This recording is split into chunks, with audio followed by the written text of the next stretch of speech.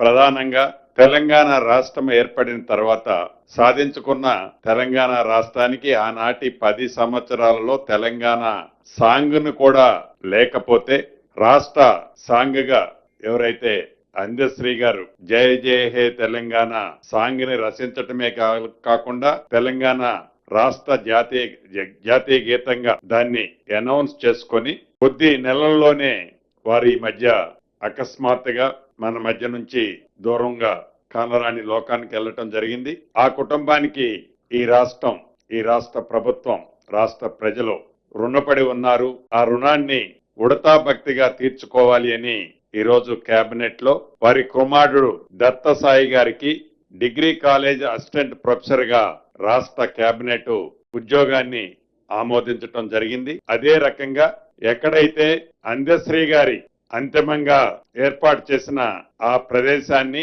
ఒక స్మృతి వనంగా కూడా ఏర్పాటు చేసే అంశాన్ని కూడా రాష్ట్ర కేబినెట్ తీర్మానించటమే కాకుండా ప్రతి పాఠ్య పుస్తకంలో ఫ్రంట్ పేజీలో అందశ్రీ గారు ఏదైతే రచించారో జయ జయ హే తెలంగాణ గీతాన్ని కూడా ప్రతి టెక్స్ట్ బుక్ లో ఫస్ట్ పేజీలో ప్రింట్ చేయాలని రాష్ట్ర కేబినెట్ తీర్మానం చేయడం జరిగింది. అదే రకంగా ఇంతకు ముందు మా సహచార మంత్రులు వివేక్ గారు వచ్చి మాట్లాడిపోయారు. ఆ అంశానికి సంబంధించి కూడా రాష్ట్ర వ్యాప్తంగా ఉన్న 4 లక్షల మంది కార్మికులకి ఒక పూర్తి భద్రత భరోసా కల్పించే అన్ని అంశాల పట్ల డీటెయిల్ నోటు మీకు పంపించే ఉంటారు. దాని పట్ల కూడా రాష్ట్ర కేబినెట్ మా నాయకులు రాహుల్ గాంధీ గారి ఆలోచనలకు అనుగుణంగా వారికి పూర్తి భద్రత కల్పించే విధంగా 4 లక్షల మంది, సుమారు 4 లక్షల మందిలో 3 లక్షల మంది వరకు హైదరాబాదు ఈ జిహెచ్ఎంసి పరిధిలోనే నివసిస్తారు. వారందరికీ పూర్తి రక్షణ, భద్రత, భరోసా కల్పించే విధంగా ఈ రోజు చట్టాన్ని కూడా కేబినెట్ ఆమోదించడం జరిగింది. ఇక ప్రధానంగా కొన్ని నెలల నుంచి ఏదైతే కాంగ్రెస్ పార్టీ మా నాయకులు రాహుల్ గాంధీ గారి ఆలోచనలకు అనుగుణంగా బీసీ కుటుంబ సభ్యులందరికీ స్థానిక సంస్థలలో 42% రిజర్వేషన్ కల్పించి ఎన్నికలకు పోవాలని రాష్ట్ర కేబినెట్ అప్రూవ్ చేసి అసెంబ్లీలో పాస్ చేసుకొని బిల్లుని అది గవర్నర్ గారికి పంపితే అది గవర్నర్ గారి దగ్గరే హోల్డ్ అయింది. అయినా కూడా ఆర్డినెన్స్ తీసుకొచ్చి ఆర్డినెన్స్ ప్రకారం ఎలక్షన్ కి పోయినప్పుడు కొంతమంది ఛాలెంజ్ చేసిన దాని ప్రకారం రాష్ట్ర హైకోర్టు దాన్ని స్టే విధించడం జరిగింది. స్టే విధించిన తర్వాత మళ్ళీ సుప్రీంకోర్టుకి ప్రభుత్వం అప్రోచ్ అవటం, ఆ కేసు సుప్రీంకోర్టులో డిస్మిస్ అయిన సంగతి కూడా మీ అందరికీ తెలిసిందే. చిత్తశుద్ధితో ఈ ప్రభుత్వం బీసీలకి 42% రిజర్వేషన్ కల్పించాలని శత విధాల ప్రయత్నం చేసిన కేంద్ర ప్రభుత్వ సహకారం లేని కారణంగా కేంద్ర ప్రభుత్వంలో ఇక్కడ నుంచి ఏదైతే రికమెండ్ చేసిన ఫైలు రాష్ట్రపతి గారి దగ్గరే హోల్డ్ అయి ఉండటం కారణం చేత కోర్టులలో కూడా ప్రభుత్వానికి వ్యతిరేకంగా నిర్ణయం వచ్చిన కారణం చేత రాష్ట్ర ప్రభుత్వం కోర్టులో ఫైట్ చేస్తూనే ఏదైతే 15th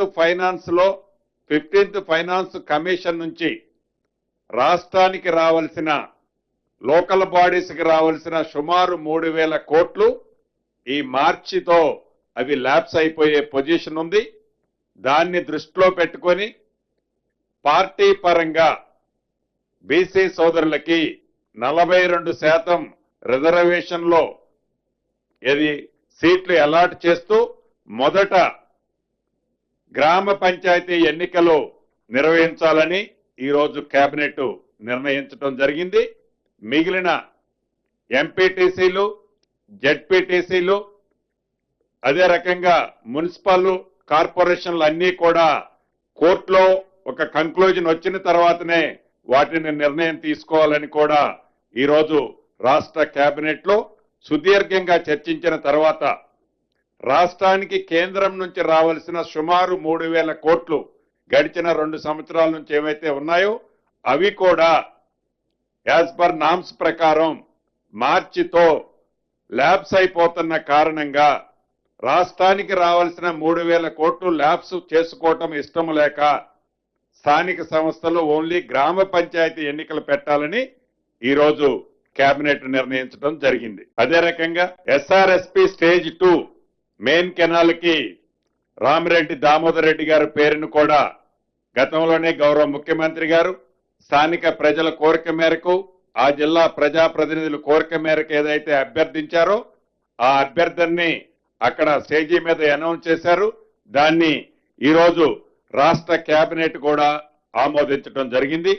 అదే రకంగా ఏదైతే ఔటర్ రింగ్ రోడ్డుకి ఓఆర్ఆర్ కి ఇన్నర్ సైడ్ ఉన్న ఏవైతే ఇండస్ట్రీస్ ఉండి ఆ ఇండస్ట్రీలు వివిధ కారణాల చేత షట్ డౌన్ ఉండి ఇండస్ట్రీస్ ఉండొద్దు అని కొన్ని నియమ నిబంధనలు outer ring road inner side industries ఉండొద్దని నియమ నిబంధనలు ఉన్నాయి.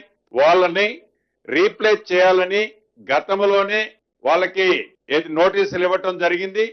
ఏవైతే industries lands outer ring road లోపల ఉన్నాయో వాటిని మినీ యూజ్ జోన్లుగా వాటిని చేయాలని ఆ చేసే దాంట్లో కూడా ఆ ప్లాట్ ఉన్న ఫ్రంట్ నున్న రోడ్డు విడ్త్ను బట్టి దానికి రాష్ట్ర ప్రభుత్వానికి కొంత ఫీజు కట్టే అంశాన్ని కూడా ఈ రోజు కేబినెట్ ఆమోదించడం జరిగింది. ఇక డిసెంబర్ 9 నాటికి ఈ ప్రజా ప్రభుత్వం ఇందిరమ్మ ప్రభుత్వం ఏర్పడి 2 సంవత్సరాలు పూర్తి కావస్తుంది.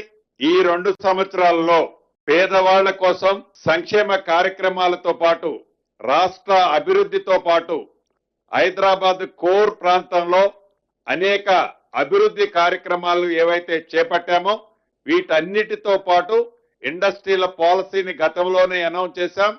ఇండస్ట్రీల సమ్మిట్కి సంబంధించి ఇతరత్ర అన్నిటినీ 4th సిటీ ఏదైతే ఉందో అక్కడ ఒక global summit 8th, 9th December 8th, 9th నాడు 2 సంవత్సరాలు పూర్తవుతున్న సందర్భంగా 8th, 9th నాడు గ్లోబల్ సమ్మిట్ ని ఏర్పాటు చేయాలని దానికి కావలసిన ఏర్పాట్లన్నీ యుద్ధ ప్రాతిపదిక మీద పూర్తి చేయాలని ఈరోజు కేబినెట్ లో నిర్ణయించుకోవడం జరిగింది.